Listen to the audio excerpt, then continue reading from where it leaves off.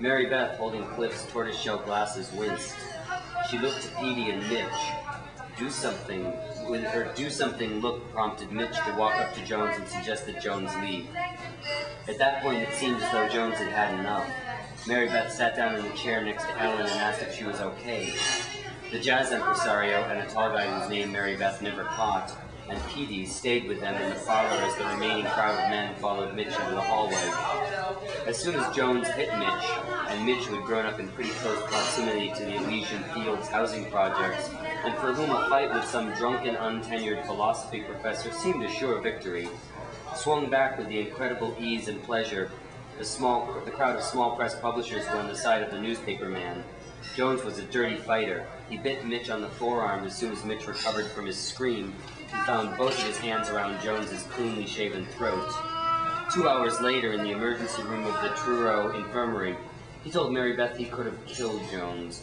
But during the event itself, he was scared and almost glad when the professor said, "Let's call it a draw." But it wasn't a draw. I should have thrown him down the fucking stairs. He told Mary Beth later as he sat in the emergency room with her, Petey and Cliff.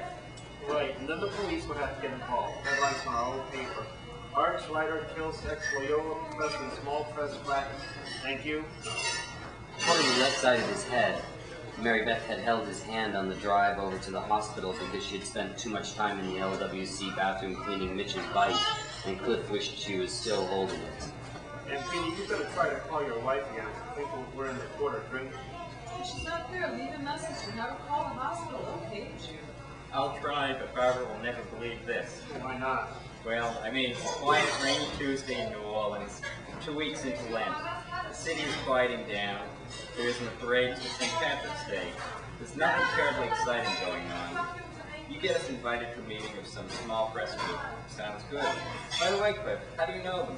You'll never believe this. I met Robert Snotsky at a Jewish singles dance my mother made me go to at the Mandeville Country Club.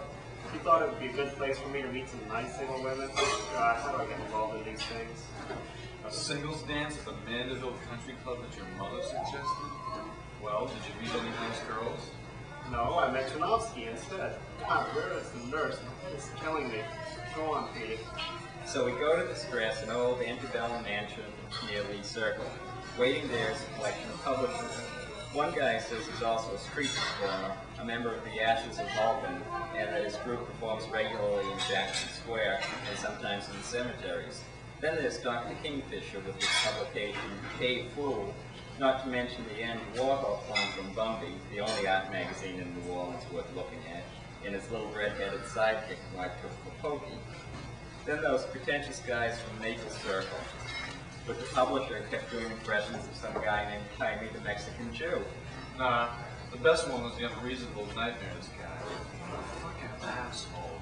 Thank God we don't work with them.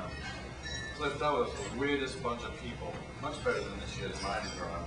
Maybe, but tomorrow we're going to parade ourselves down to New Orleans Parish Courthouse and we're filing charges against that drunk lunatic. I want to see all of you down there at 8:30 sharp. Now, Petey, finish your story. You really think Barbara's going to believe that Mitch got bitten by a philosopher, and that the same philosopher knocked your glasses off, punched your head, and called you a faggot? Probably not. By the way, where's Smitty tonight? Oh, he's playing with the pickup band, the Twisted Guys, at the VFW posted outdoors. Some kind of party for somebody who knows. Twisted Guys, were they something like the respected department of that Berkeley boy's ass being used living with the past 2 weeks? Now, the Twisted Guys wear these large hats shaped like penises, and at the climax of the show, they squirt shaving cream on it. Great, why's that? Collection of Twisted Guys and a girl from Wyoming who's waiting for some Irish Indian to call her. He did call. Reed Fallon called you? Petey dropped the receiver of the payphone. They could hear Barbara on the other end. And now I suppose you're going to tell me that you're breaking chairs over each other's heads. I know you're at a bar, Reginald Paul Peters. Get in your Toyota and drive home this instant. But Bob, the phone dropped, honest. Mary Beth was telling us that Reed Fallon called her. Yeah, that guy in the absent house that night. Look, Sugar Plum, I'm going to stay here with Mitch and Cliff. Oh, Mary Beth's fine. She and I stayed in the parlor. I was protecting her. I didn't want her to see the fight. Yes, honey, I'll be home later. Pumpkin, you just go on up to bed. I love you too. chew you out? Oh yeah, she thinks we're all down at the absinthe drinking. Maybe we should go there after we get out of here. Remind me not to send this hospital any contributions this year. And how are we going to make it to court by 8:30? We'll stay at the bar until 6, and then we'll go to breakfast. Or we could all stay at Mary Beth's. Really give her neighbors something to talk about. Do you have any sleeping bags, pull-out couches, food cloths? How many does your apartment sleep? Well, two you could have a bed. I'll never tell. One of you could have a couch and I'll put the floor. Smitty will be raging if he misses this.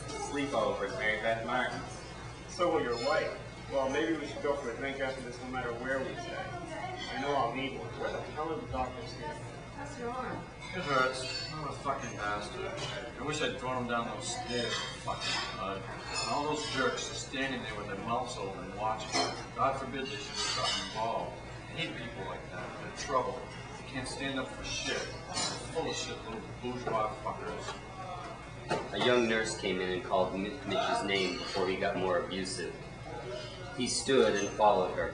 Cliff had disappeared also, so now only Petey and Mary Beth were left in the emergency room. Is Barbara really angry?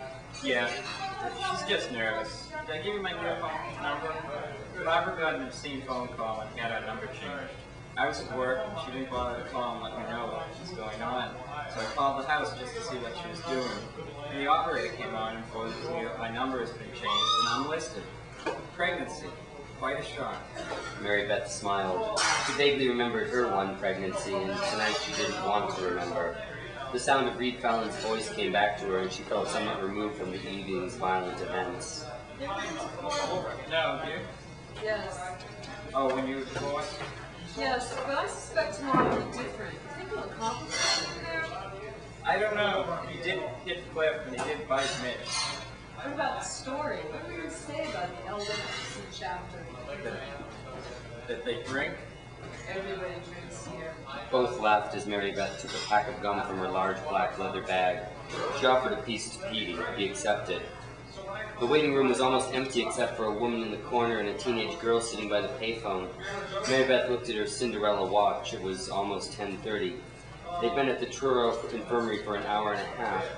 The TV was talking above them. It was an old movie, one she had seen before, so she didn't miss any of the story. Watching the two women instead.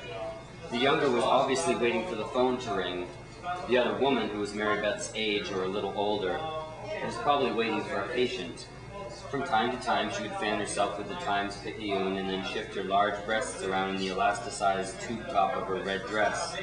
After performing this trick, she would look over at Petey and wink or scowl if she caught Mary Beth's gaze, though Mary Beth was embarrassed and pretended not to notice even when it was obvious that Petey was enjoying himself in this seemingly harmless charade. Once he and Mary Beth were sent to do an interview in the Elysian Fields. They had taken the bus. At one point during the ride, he had jabbed her in the side, exclaiming, Did you see those tits? No. Petey had looked bashfully at her, confessing. Well, I had to tell someone that I can't tell Barbara. She'll kill me. Another time, she, Cliff, and Petey were having lunch at the patio at Pat O'Brien's. Another well-endowed female specimen appeared. This time, Petey had Cliff to ogle with. They put on their sunglasses, even though it was quite overcast, and watched. But the specimen was clearly ignoring them and even asked the waiter to change her table. Nothing like this woman in the waiting room.